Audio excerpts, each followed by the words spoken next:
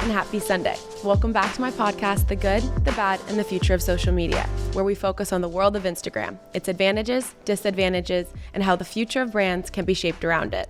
My idea is to design and implement a platform that will provide all listeners with an opportunity to become better educated on how, in our daily lives, social media can control and influence our actions.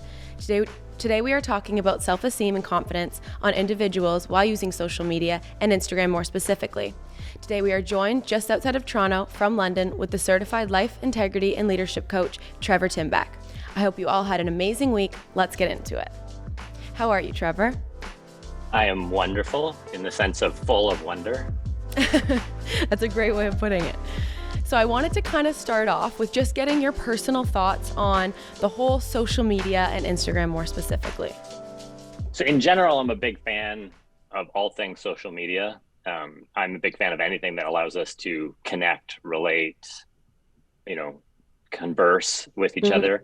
I'm not always a big fan of how people choose to use social media or choose to use Instagram. I mean, to me, it's not specific to Facebook or Instagram or anything. It's all, how we end up using it.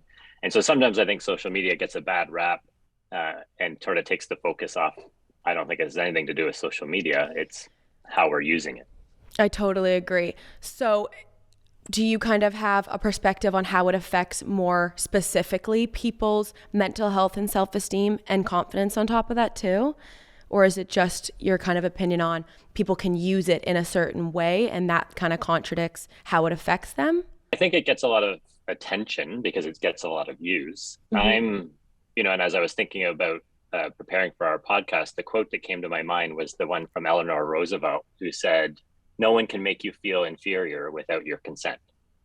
Yes, that's a good one.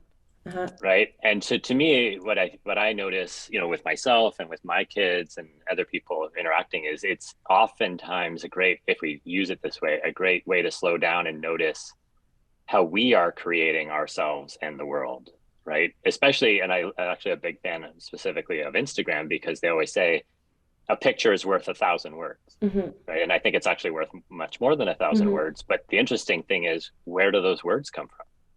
Yep. And I guess everyone can kind of portray a kind of certain lifestyle or way of living through their Instagram, regardless if it's the way they're actually living and feeling and what they're going through. And people use it in so many different ways, and their words or their 1,000 words, which within that picture can be taken in so many different ways and however they want to portray it. But yeah.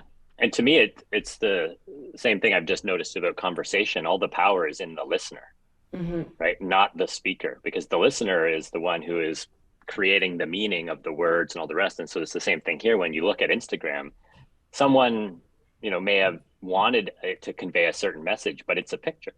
And so really, when I look at a picture, I am the one who is creating the 1,000+ words. And most of the time people don't slow down to notice that. They think a picture means something. Like you said, it is a pretty usual trend, not just on Instagram, in all of life, for people to just portray the highlights or what they want people to think and see and not their real life, right? But even if people are doing that, a picture is a picture, right? The 1,000 words that I create, to me, that's an opportunity to slow down and notice that I am the one creating those 1,000 words and all of the meaning out of what was just a picture.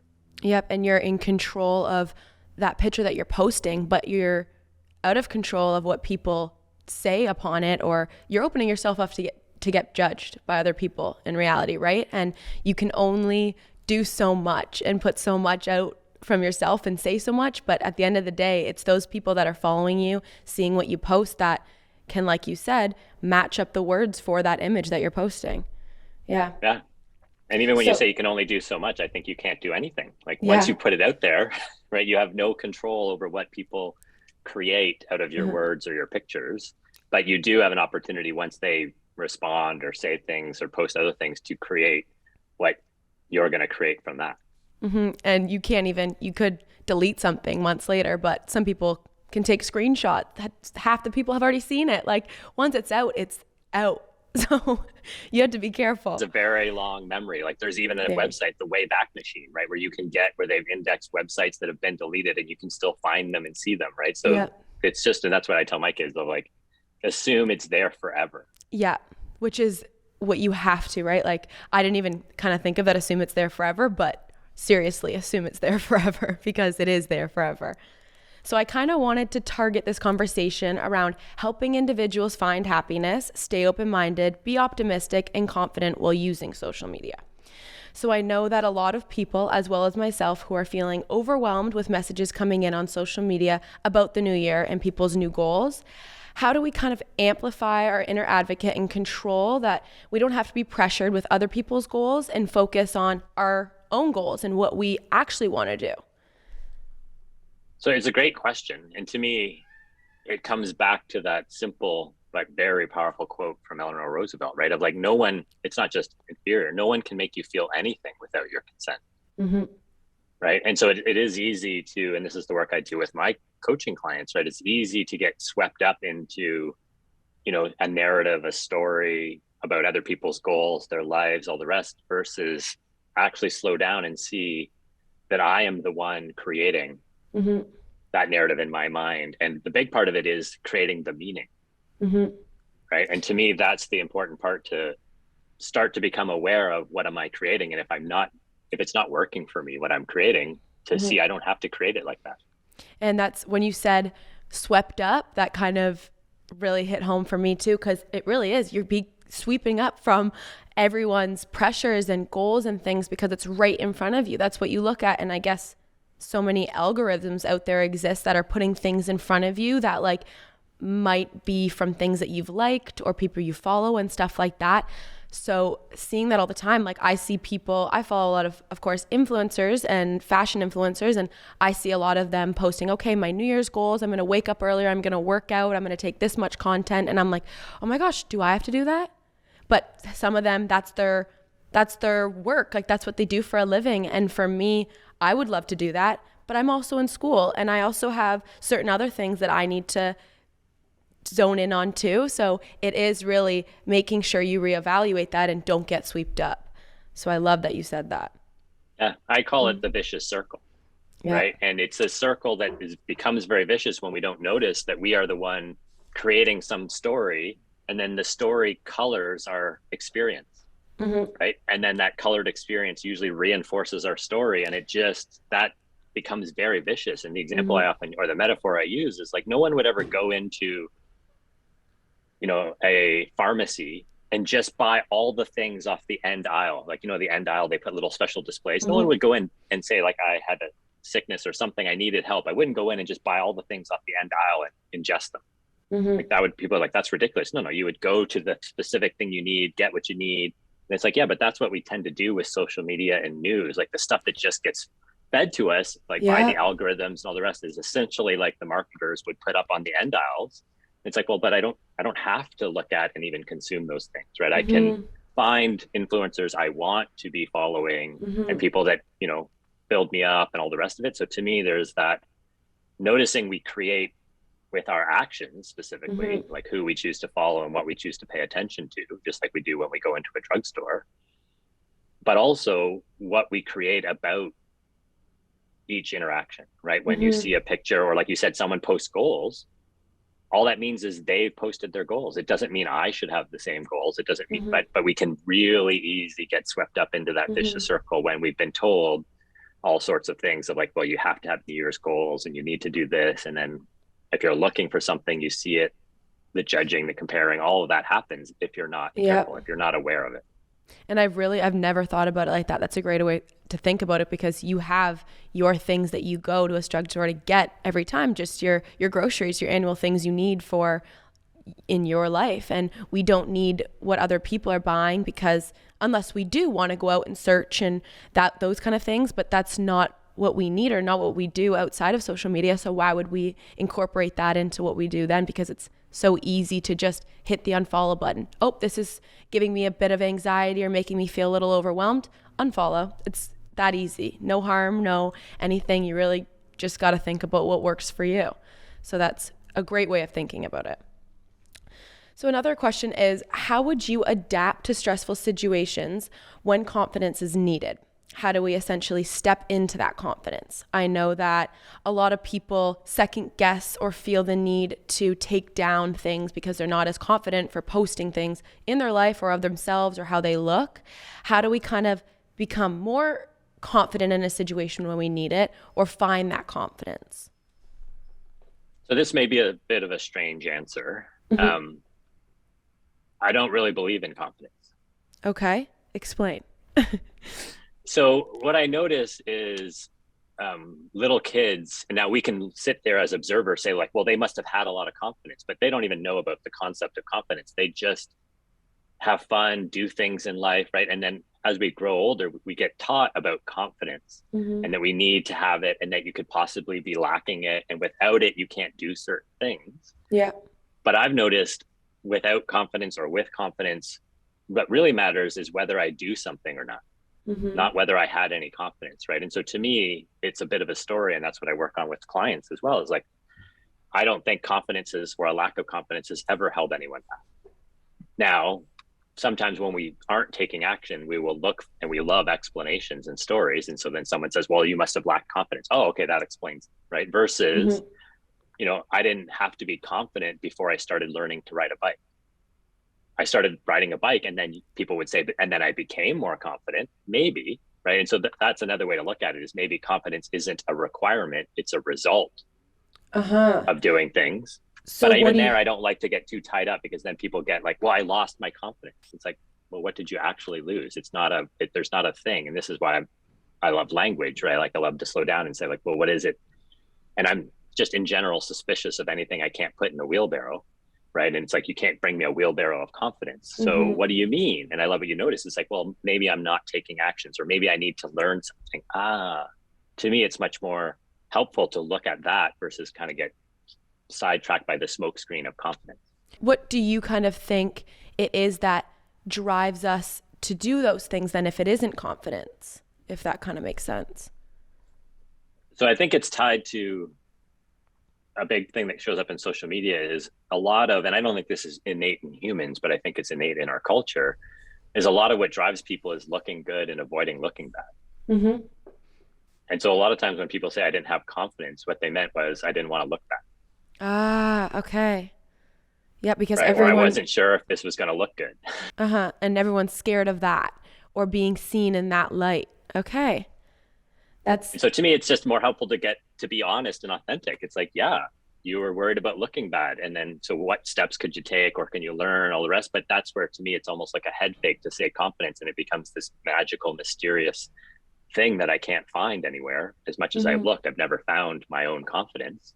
But that is sort of clear. It's like, well, I can get, again, swept up into this vicious circle of, if I'm unaware of this and I let looking good and avoiding looking bad run my life, I'm not in control of my life anymore, right? That's really just the culture running my life. And that kind of is one of the questions I wanted to ask you too, was how do we, I know like growth is a huge thing, and I am so about just growing every day and getting better at whatever it is. And there's this whole fear of things, like even, of course, starting a new podcast. It's scary. Starting new things are scary. And my biggest thing that I've kind of come to realize is that I'm scared of making mistakes. And a lot of people want to grow, but it's those mistakes that are holding us back, or for some people, me maybe. And it's like, do you have any tips or anything that kind of helps us, that makes us know that it's okay to make mistakes, because that in the end helps you to grow? So is there anything that you could kind of say to the listeners about that? So there's a quote I love from Jonathan Raymond where he said, you don't get to grow and look good at the same time. Yeah, right. That's so true. Just knowing that, right, is like, and this is what I love again about, other people would look at you, and you could maybe do a podcast about yourself and all you've learned, because I think it would be powerful. Like other people would look at you and say like, Sarah, you must be so confident to start a podcast. And you're like, I wasn't confident. It's like, well, who was right? You were confident or you weren't? It's like, no, it has nothing to do with confidence. It's like, well, I was, and I love that you were aware and authentic. It's like, I was worried about looking bad. So, I probably read a lot, listened to a lot. I learned, I started small, I did it, I practiced. It's like, that gets the conversation and attention on what's helpful versus confidence, in which case it's like, well, how do I get more, and what do I do, and what happens if you wake up tomorrow and you've lost your confidence? Does it mean you can't do your podcast? Yeah. I don't think so. Right. And so I love what you've noticed. The other part for me about mistakes, most people don't notice that it's never a mistake when you're making it. Okay. It never occurs for you in the moment that you're making a mistake. So what's a mistake? It's always after the fact that you feel guilty, or and you get new information that you didn't have. Right. And so it's like, that is interesting to me, because how do I know in the moment if that's the truth? That like a mistake never looks like a mistake in the moment. It's always after, when I get new information. One, how could I have, known it and prevented it? Probably I couldn't. But two, when I'm looking at a mistake, how do I know I'm not making a mistake right now about the mistake? And I'll get some new information, right? This is what drives science. If science was worried about making mistakes, we would have no science or no technology or no advancements, right? But it is this story that we have. And to me, it's just so interesting that we can create a context like science where you're rewarded for making mistakes and learning and growing, right? But then in other areas of our life, we say mistakes are bad, which is just so interesting, because the saying is, trial and error, right? It's not trial and success and trial and, fame and all the rest. It's like, no, we try things and then we error. And then that's where we learn, right? But it's so easy, especially with, certain people highlighting things about perfectionism, all the rest, to create a narrative that mistakes are bad. And right. So to me, it's just conversations like you're having and letting people know, like, no, this isn't confidence. It's being willing to make mistakes, to learn, to grow. And who says they're even mistakes? That's just called learning and growth. And I think even for me, just talking about the podcast example, I listen to people that I've listened to all the time. I love podcasts. And I was like, oh my gosh, how are they so confident is the word I thought of. And I'm like, that's crazy. But then you think about it, and they've been doing it for years. The amount of mistakes and things that they've probably made along the way that's helped them get to where they are now, you don't even think of. But now analyzing back and thinking of it, now talking with you, it's so true. Like, they probably started their first one so nervous, so scared, and probably made mistakes along the way that they altered and they took from that. They didn't let it kind of take them back and stop the whole thing entirely, but they took it and allowed it to help them grow, which is what we should think of when we're feeling that too. We should know that everyone started somewhere, and it takes a lot to get to where you want to be. But if you're committed and you want to do it, you can make it happen. Right. So I love, and I want to slow down on something you just said, because there's a lot of insight that most people don't notice. We judge other people by how they look on the outside. You said those people look confident. Yeah. But then you judge yourself by how you felt on the inside. Yeah. Yeah. Right. Because right now, sitting here, to me, you look very confident. And you might be like, well, I feel not. And it's like, oh, this is something useful to remember. We have no idea whether anybody is confident from the outside. People in action, people even with their 50th episode of the podcast were like clearly confident. They may still be creating on their side lack of confidence. And to me, that's where confidence kind of gets in the way. But it's just useful to notice how we have different standards. We judge everyone else by how they look and what they do. And then we judge ourselves by how we feel. Yep. And I think that's even more prevalent on Instagram too, because most of the time, I guess, reels and things are little snippets, but it's a picture. And we're like, oh my gosh, they look incredible. They must be so like proud of they must feel perfect or feel like this is the best image ever. But it's like, no, behind that, they're probably feeling different things too about themselves, and nobody's perfect. So I'm sure the most confident, or whatever you want to say, proud of themselves they are, it's everyone has a certain fear. Everyone is making mistakes in a certain way. They're just showing the best of themselves, just like the whole podcast example too.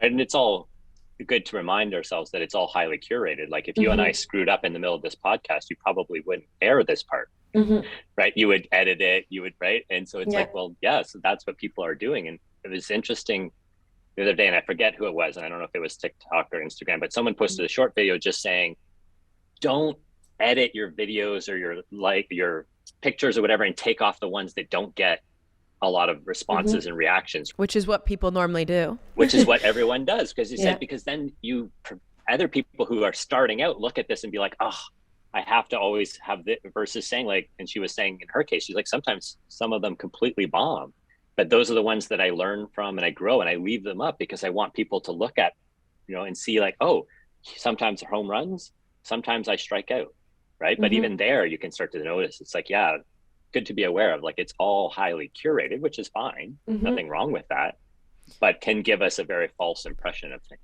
Yep. And that kind of reminded me of some influencers and people I do follow that have this huge platform and huge audience are now starting, well, some of them are now starting to showcase like, listen, I had to take a break from social media because something happened. I wasn't feeling good. I wasn't motivated. I didn't have that drive, but I'm back and I'm ready to try again. And it's like, people need to hear those things or understand that nobody's life is perfect, because then followers and people can relate to that and be like, oh, okay, good. I was feeling that way too. Or I wasn't having a great month. Or I know one of the influencers I follow, she just mentioned, she's like, you know what? My January hasn't been that motivative. Like, I haven't been making the goals and achieving those things that I wanted to. And I feel pressured to, because I have all this audience and so many other people are doing it. But I just want to let you guys know, I'm going to try harder in February. And I was like,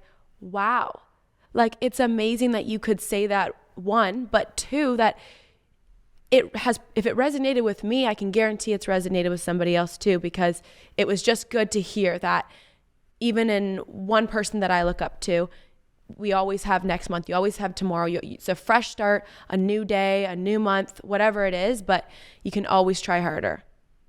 Well, I love it. And I want to slow down on that wow, right, that you just said, right? It's like there's something way more powerful than the number of views, likes, comments, followers, anything. And it's authenticity. That's what you were wowing, right? When someone is being that authentic. And that to me is the part that a lot of people are missing out on in social media, which is the power of being authentic. But it comes back to how we are thrown as a culture and raised is like to look good and avoid looking bad.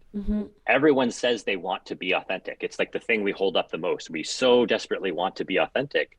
We don't notice that because we want to be so authentic, that when we are inauthentic, we cover it up, which is the definition of inauthentic, right? Yep. Versus like revealing, being authentic, saying like, listen, and it's like, oh my, but you saw it. Like, you may not have thought about it this way, but that's why I want to slow it down for you and your listeners. Is like, there's nothing more powerful than authenticity. And that's the one thing that kind of holds everybody apart from anybody else, is our authenticity, because everyone has that slight difference in themselves and nobody's you. Nobody's exactly the same person you are. So it's something that everyone should kind of think about and say, okay, no, I don't have to be perfect. I just have to be myself, right? So how would you kind of suggest that people control their relationship with, of course, the attention and validation that we were talking about through social media? What comes up is our attention. Okay. Right. And this is the part that I think that is can be an unfortunate side effect of social media, is people give up their autonomy and their ability to control their attention. That's why I love that metaphor of going into the drugstore, right? Like no one goes in not controlling their attention. And maybe some people do, but I don't think it works out well for you to go in and just, I have no attention, whatever they put in the flyer or whatever's on the end, I'll just buy it. It's like, no, my attention is this. To me, it's no different here. It's like, well, what are you putting your attention on outside, but also inside, right? And is it working for you? Right? Because to me, where our attention goes, our energy flows, right? And it's a similar sort of thing. It's like, if I was buying a deodorant that gave me a rash, I would stop buying the deodorant that gave me a rash, right? But people don't notice that with social media, it's like you said, I keep following this person and it makes me upset, or I keep doing this and I feel worse about it. And it's like, okay, well, slow down, have some attention, not all externally, have some attention internally. Yep. And there's a way to stop that. Yeah. And then, to me, a lot of that, again, going back to the Eleanor Roosevelt quote of like, no one can make you feel that way without your consent. But in the moment, if your way of being is such that you are really resigned or resentful or something else, like notice that there are just some immediate steps that you can take to start to shift that. And then from a more empowered way of being, you can notice, the story you're telling yourself and the meaning and all the rest of that, right? But to me, that's the unfortunate part of this. Is again nothing to do with social media. You see this everywhere, right? But it's people giving up their power. And probably not even noticing it sometimes too. Yeah. I say to my clients and other people all the time is like, our way of being is everything, but most people don't notice their way of being. But it's actually worse than that, because most people don't notice that they don't notice their way of being. Yeah. Right. That's blindness. You're blind to your way of being, and then you're acting and what you're creating, which is all coming from how you're being. And at what point do you kind of realize it, right? Like at what point is it going to be too late? Are you going to be already so much immersed in that way of thinking before? Yeah. And it's crazy because social media will it's like, even it's addicting. Like you want to check it I want to check it in the morning. I check it before I go to bed. And that's like one of my New Year's goals is like, I'm trying to wean off that half an hour grace period or half an hour to hour from when I wake up and when I go to bed. Because in reality, like it's, of course, can be used for so much good of reaching a larger audience, being creative, sharing like your accomplishments and things like that. But it's also sometimes a little on the negative side of like, okay, I've been comparing myself to these people all day. I need to stop. Or it's just, I'm looking for the next thing. And like, I just need to be happy with where my feet are, where I am at right now. And it's crazy because I think not only myself, other people feel that addictive thing too. And sometimes it's positive and sometimes it is negative. And we have to kind of just remind ourselves that we're all kind of growing through it, and there's a negative and there's a positive, and just try to focus on the positives.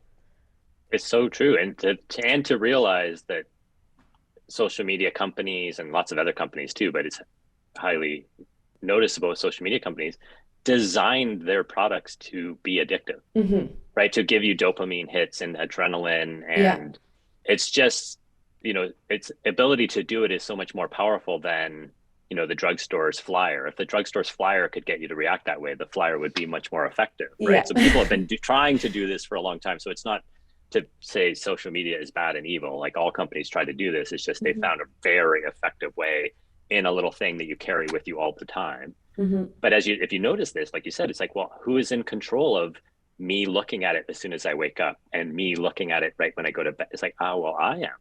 Right. And I notice when I first wake up and I start to get sucked into things and it doesn't, okay, well, then I can stop that. Right. Or I can start doing other things. Right. And so to me, this is sometimes I think where people miss when they sort of point the finger at social media. Like, I don't think it has anything to do with social media. Right.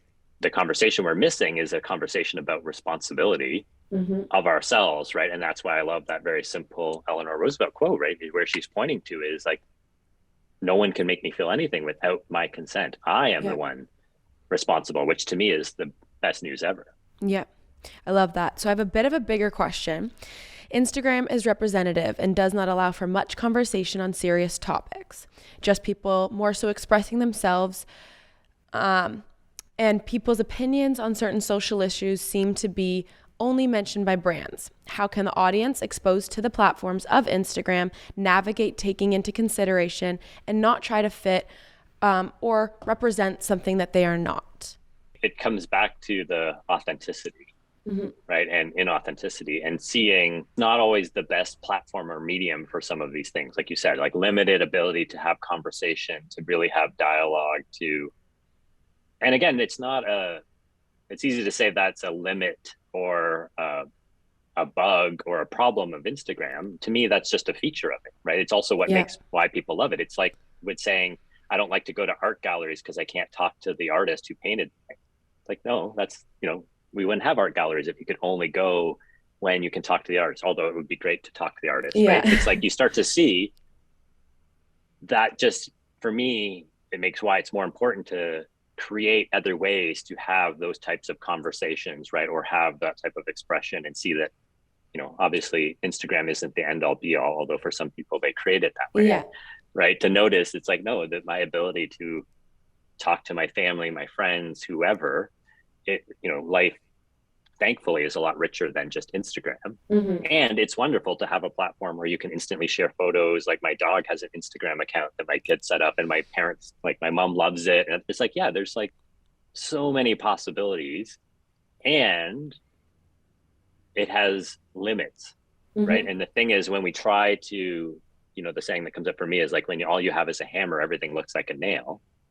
Right? It's the same sort of thing here. If you think you have to accomplish everything through Instagram, you're going to get very frustrated, right? Versus noticing, okay, it's good for certain things and it's not great for other things. And, brands, influencers are trying to brand and influence and sell and persuade and manipulate. And it's like, that's what happens, right? Like that's what happens in the drugstore when they, put the cereal here and, flashy things to draw your attention. It's like, yeah, this happens everywhere, all in the world. When we give up our responsibility for our own attention and what we make everything mean, that's when we get swept away, right, into the vicious circle, or, just the flow of sentiment and meaning and things that are going on in Instagram or the newspaper or, your school friends or whatever. Like that can happen anywhere. Yeah, for sure. I didn't even think about it like that. Are there any daily activities individuals could incorporate in their daily routine to gain a better self-esteem and just a positive lifestyle that's like incorporating the whole process using Instagram and social media? So I don't know if I have any prescriptions. For me, the key is just noticing what works. That's like my favorite question. Is it working? Right. And so for me, part of, and people can take this as a prescription if they want, but this is just something that works for me, is I start every day with an integrity review. Okay. And so I review my own integrity and like my word, but also that to me is like, well, what's working, what's not working, right? So the first question of my integrity review, that I didn't start this way, but I created it as I noticed what was working, even around this review, is, my family is the most important priority in my life. How did my day reflect that? Right. And that just came about by doing these daily reviews and noticing, hey, my family's really important, but sometimes my days and my time and my attention doesn't reflect it. But that's been a very helpful question for me to slow down, notice what works, what doesn't work. Right. And so I'm not saying there's even a set questions people need, but that to me, it's that moment of reflection, right? To reflect on like, well, what's important, what's working, what's not working. And to me, that brings back the responsibility, the autonomy, the control for me of like, oh, I'm the one who decides how often to check, right? And so like I ended up taking Facebook off my phone because I would mindlessly do it and doom scroll and other stuff. And I was like, well, I could either like say I won't do it, or I could just take it off. I don't need it all the time there, right? Certain things I do, so I have them. You can turn off notifications. You can do like, but to me, there's no prescription there other than daily reflection. And maybe it doesn't even need to be daily for people, but I love daily reflection to really just start to slow down, to notice, right? Like, just like I would, notice if my deodorant was giving me a rash. Like that's a very obvious one, but other times there's things we don't notice if we don't stop to just reflect. Yep. And I love how you say the whole reflect and change what's not working and keep what is working, because a bad day isn't just everything was bad. Like there is some good in everyone's day. There is some bad, and it's our job to reflect on that and take those bad and not include that in your next day, because at the end of the day, it isn't a whole 24 hours of bad. There is probably some things, maybe it is, but there probably is some things that did work. And if you sit down and acknowledge that, for me, I do my 5-minute journal, which might be a little bit of kind of the same with you sit down, you reflect, and what was good, what was bad, what do I want to change, and what am I just going to tell myself that keeps me motivated? So I've noticed too, writing this every day, I have some very similar things like, okay, been productive. That makes me feel good. So tomorrow I'm going to be productive. Tomorrow I'm going to be active because that makes me feel better. So for certain people, it's different things, but even taking that minute, 5 minutes, 10 minutes, however long you may have to sit down and quickly sit with your thoughts and reflect, is so helpful in anybody's life, because there are some things that you could change to make it better, always. So that's so true. To me, is really simple if we just start to notice, like do some reflection and just do more of what works and less of what doesn't work. And to me, actually, I used to always say it that way. To me, I've just started saying, just do more of what works. Because if you do more of what works, you won't have time for the stuff that's not working. Yeah. Right. But in the beginning, that can be useful too. Just like stop doing the stuff that doesn't work. Right. But it's like, yeah, it's not complicated. Right. But it's when we are swept up, when we're in the vicious circle, when we don't stop to reflect and notice, not everything is as obvious as, a rash from your deodorant. But even then, it's interesting to me that some people would keep using the deodorant, right? Because they're like, but I love this brand, right? Or it's the most popular. And it's like, okay, but you need to notice, right? What the impacts and the effects are. And the whole thing that you're talking about, reflection, like that really hit home for me, because I didn't even think that my 5-minute journal was reflecting, but I really am. I'm reflecting on my entire day. And even looking back, sometimes I flip back and I'm like, oh, I was so happy I did that. And now for the last 5 days, I've wrote it down on what I'm happy that I've done just in the day. And it's like, reflecting is so important.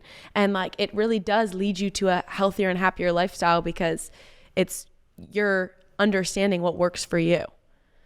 It's part of what makes us human. Like humans are the only animal species, whatever, that is able to reflect, right? Because we have language. You can't reflect without language. Language allows us to talk about language and talk about talking. And, we can have infinite levels of reflection. So you want to be careful that you don't get sidetracked there, right? But it's like, yeah, to me, this is part of what makes us human. So why wouldn't I do that? Right. It's like the saying that someone who said, like, anyone who doesn't read is no better off than someone who can't read. Right. Like anyone who's not reflecting. And I think that was, I forget, maybe it was Socrates who said the unexamined life isn't worth living. Yeah. Right. It's like, yeah, if you're not reflecting, one, you miss out a lot of things and you won't notice what's working and what's not working. But to me, that's part of what makes us human. And like you said, how you deleted Facebook off your phone because you reflected and you noticed that, like, it's our job to take that upon ourselves. And if we didn't reflect and realize that Facebook was an issue for your kind of life, or was getting you kind of swept up, you wouldn't have known to delete it. You wouldn't have even thought about it. Right. So, and just that for me, 5 minutes and however it takes you to do your review could be different, but it helps both of us. And I'm sure it would help everyone else that tries it as well. So I've found, especially from my generation, that we want things right away and at the snap of our fingers. Of course, after the whole global pandemic, I know we're still kind of in it, but throughout it, we kind of realized that e-commerce blew up. We can get things, we can get food, groceries, clothes, even more easily than ever before. How do you think that kind of affects our happiness of just having things so easily and so quickly and not really having to go out of our way and do more for that? So I love this question because, again, I think it's a little bit of a head fake that a lot of people talk about. I don't think there's anything specific to your generation. I think everyone always has wanted things as quickly as they can get them. Very true. And so, like, when the telegram got invented, people didn't say, like, why do we need the telegram? Let's keep using mail, right? They would be like, oh, it's faster now, right? When radio, it's like, it's just now things have gotten so fast that people say it's instantaneous. It's not. To me, that's never a problem. That's great. Get things as fast as you can, right? When it works and all the rest. My question is, what do you do when you can't? That is the only issue, right? When someone can't, right? And that's what you start to notice is when you don't notice that we become privileged or entitled, and then someone's flying in a metal machine in the middle of the air and they're like, I don't get Wi-Fi, right? It's like, there's nothing wrong with Wi-Fi on a plane, but when it's not there, to demand it or expect it or get upset about something that, right? To me, that's the question, which is, again, always with every generation has been an issue. Like when something doesn't happen that you say should, right? And that's the magic word, right? It's like, well, this shouldn't be happening or this should be happening. That is just us arguing with reality, right? And every time you argue with reality, you lose, always. Yeah. Right. So I don't think it has anything to do about, wanting things quickly or expecting things. And it's like, that's great. That works and drives progress and everything else. to me, the only issue is, okay, when it doesn't, how do you handle it? Right. And that's what people don't notice. They're getting upset makes about as much sense as if you get a flat tire, you got out, noticed the flat tire, got upset and punched your window in. Right? It's like, well, how did that help, punching the window in? Right. Like the flat tire was a flat tire. You got upset, punched the window in. That didn't help. Same thing here. Something you wanted and it doesn't come through, getting upset about it, yelling. It's like, yeah, that's not helping. You're just arguing with reality. And you miss the fact that you say it should have happened sooner. Clearly the universe disagrees. And so you can either argue with the universe and reality, or I find it works really well to get on side of the universe. Yeah, I love that. So I'm just going to ask one last question because I know we're running out of time here, but what are some little takeaways that the audience can kind of sit with and think about from our conversation today? Anything that's a little bit more important than others? Yeah. So, I mean, this is just what's coming up for me in this moment, but it is that we create the world. Okay. Right. And that's not like a cliche thing for me. Like that is like, you and I are creating this conversation, and you created it with the questions that you're asking and where we're putting our attention and what it means. And, you know, when I look at a picture on Instagram or anywhere, I create the 1,000 words that go with that. Right. And so to me, when I can remember, and I'll forget it sometimes, but when I can remember that I'm creating it, that's the most exciting thing in the world, because I can create it differently. Yeah. And being aware of that. And to me, that's what reflection is. That's what I'm doing in reflecting is like, let me notice how I've created my life, and then let me see how I want to create it differently. But it kind of comes back to this, for me, like slowing down to notice that I really am creating my world. And a lot of it comes with, you know, specifically the words that I'm using to create it and create myself. Like when I said, I create you as confident, right? Like that's me creating that. Yep. I love that answer. So thank you so much, Trevor, for all your information and perspectives. I hope everyone took a little something from this episode and is a few steps closer to transforming their lives. I'm going to finish with the quote I found, how your life feels is more important than how it looks, which touches on what we were kind of talking about today.